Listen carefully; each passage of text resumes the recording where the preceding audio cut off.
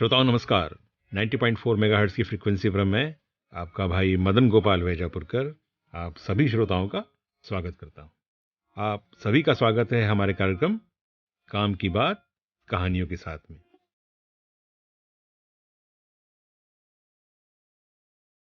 प्रिय विद्यार्थियों, आज की कहानी का शीर्षक है युक्ति।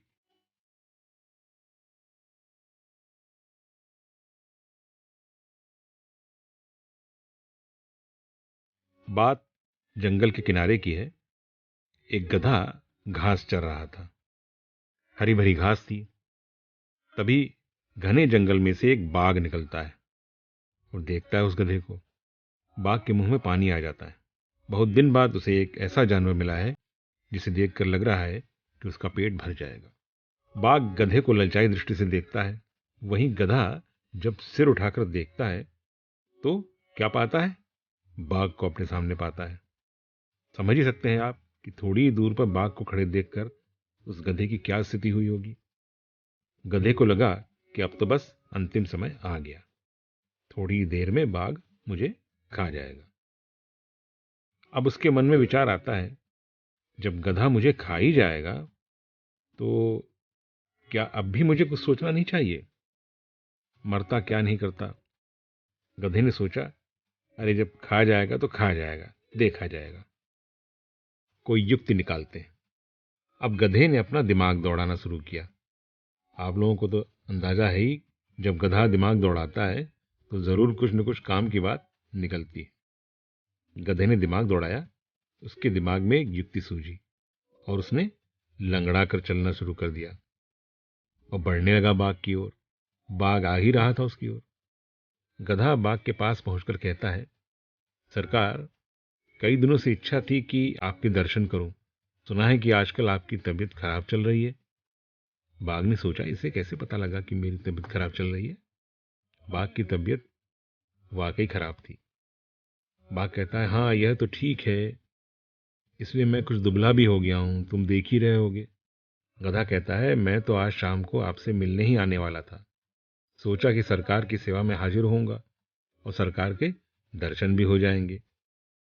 अब मेरा इससे बड़ा सौभाग्य और क्या हो सकता है कि आप रास्ते में ही मिल गए। शेर को लगता है कि गधा उसका पक्का भक्त है और बस उसी के लिए चला आ रहा है। अब कोई बात नहीं। तब तक उसकी निगाह पड़ती है गधे के लंगड़ाते हुए पैर पर। वह भी सहानुभूति दर्शाने के लिए उससे हालचाल पूछता है, अरे गधे भाई, यह क्या हो गया तुम्हें? तुम लंगड़ा क्यों रहे हो? गधा कहता है, सरकार कोई खास बात नहीं है। अभी 2 दिन पहले ही मेरे पैर में एक बड़ी सी कील चुभ गई।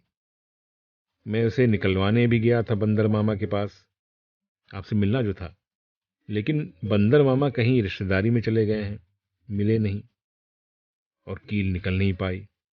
अब तो मैं ठीक से चल भी नहीं पा रहा हूं। बंदर मामा ने खबर भेजी है कि आज दोपहर में आकर कील निकाल देंगे, तो मैं उन्हीं का इंतजार कर रहा था और घास चर रहा था। यह कील निकल जाती फिर मैं आपकी सेवा में उपस्थित हो जाता। बाघ को लगता है बड़ा होशियार है यह गधा, कील निकलवा कर मेरे पास आने की बात कर रहा है। बाघ कहता है, ठीक है, अब तो मैं आ ही गया हूं। गधा कहता है, यह तो और भी अच्छी बात है कि आप आ गए, लेकिन यह कील अभी निकली नहीं है।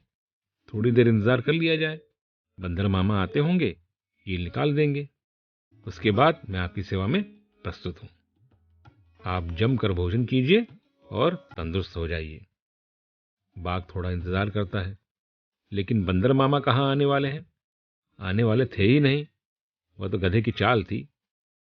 कुछ देर इंतजार करने के बाद बाघ कहता है, तुम्हारे बंदर मामा आए नहीं और मेरी भूख बढ़ती ही जा रही है। देख ही रहे हो मैं कितना कमजोर हो गया हूं।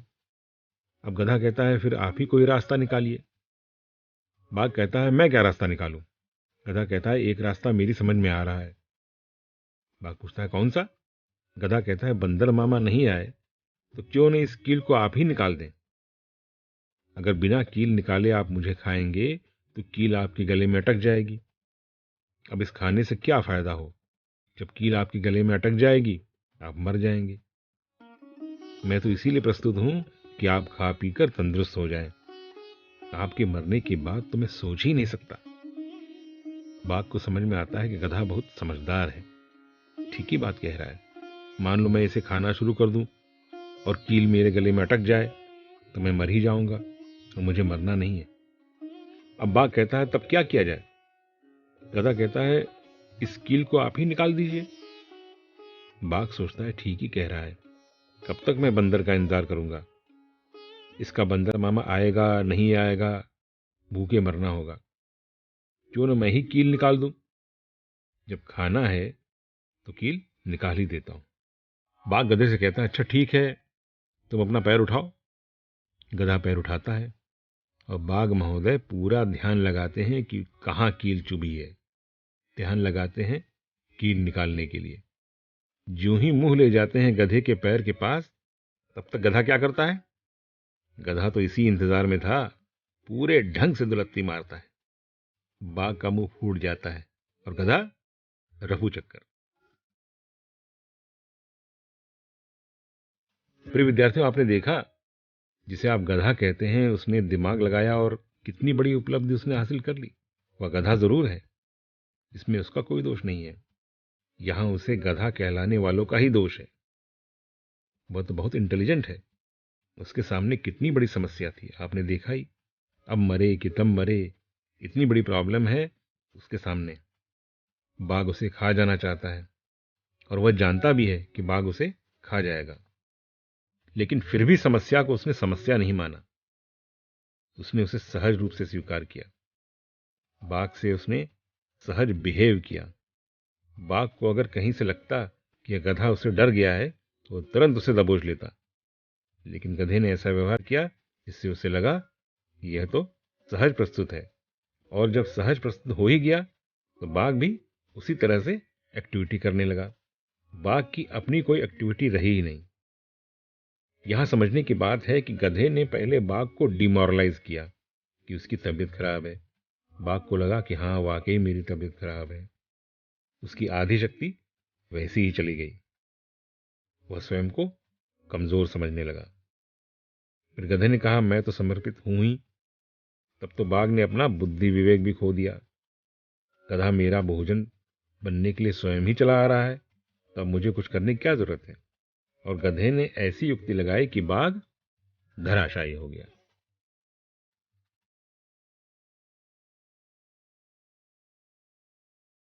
गधे ने 3 स्टेप में काम किया। पहले तो इतनी बड़ी समस्या को समस्या नहीं समझा, अपने ऊपर हावी नहीं होने दिया। फिर उसने सामने वाले को डिमोरलाइज किया। और तीसरी बात, उसने बुद्धि विवेक लगाया और बाघ को हैरेस कर दिया, उसका मुंह तोड़ दिया। तो समस्या चाहे जितनी बड़ी हो, अगर हम उससे डरते नहीं हैं, हम अपने अंदर मादा उत्पन्न करते हैं, तो हम उससे डरेंगे नहीं, भिड़ेंगे और जीत जाएंगे। तो कितनी भी बड़ी समस्या क्यों न हो, हम उस पर विजय प्राप्त कर ही लेंगे।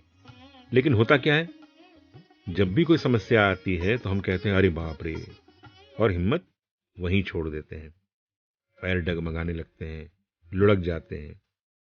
तब तो बाघ खा ही जाएगा 1 मिनट में। गधा अगर भागता तो भाग पाता क्या? बाघ एक ही बार कूदता, छलांग लगाकर और पकड़ लेता, उसे दबोचकर खा जाता। लेकिन गधा भागा नहीं, हिम्मत से काम लिया। जो भी समस्या आपके दैनिक जीवन में आती है, वह बड़ी या छोटी नहीं होती है। समस्या केवल समस्या होती है, न तो बड़ी होती है न ही छोटी होती है। भेद करने वाले का एटीट्यूड बड़ा छोटा होता है कि वह उसे किस रूप में ले रहा है। अगर हम सोचेंगे कि बहुत बड़ी समस्या है तो समस्या उतनी ही बड़ी हो जाएगी। लेकिन अगर सोचेंगे कि अरे ये कैसी समस्या है, तो कोई समस्या ही नहीं रह जाएगी। अगर है भी तो वहीं खत्म हो जाएगी। गधे ने ऐसी युक्ति लगाई, अरे देखा जाएगा, और बाघ को पराजित कर दिया। गधा जीत गया, बाघ हार गया। जो भी समस्या आपके दैनिक जीवन में आती हैं, उन्हें आप अपने ऊपर बीस मत पड़ने दीजिए, अपने ऊपर हावी मत होने दीजिए। आप खुद ही उस पर भारी हो जाइए। आप एकदम तय कीजिए कि मेरे सामने कोई समस्या है ही नहीं, मुझे कोई समस्या रोके, यह संभव ही नहीं। तो आपके सामने कभी कोई समस्या नहीं आएगी, और गलती से आ भी गई तो वह टिक नहीं पाएगी। उसे तुरंत नष्ट हो जाना है, उसे तुरंत समाप्त हो जाना है, तुरंत अस्तित्व विहीन हो जाना है। आप ऐसी सोच अपने अंदर उत्पन्न करें, इस तरह की एक्टिविटी करें, इस दुनिया में कोई प्रॉब्लम है ही नहीं। अगर ऐसा कुछ है तो आपके लिए नहीं है, जिसके लिए होगी उसके लिए होगी। आप समस्या विहीन हैं, जो भी है बस पॉजिटिव डायरेक्शन में काम करने के लिए है। काम करते जाइए, सफलता आपको मिलेगी। तो अब अपने भाई मदन गोपाल वैजापुरकर को आज्ञा दीजिए। तो सुनते रहिए 90.4 IIT कानपुर कम्युनिटी रेडियो। नमस्कार।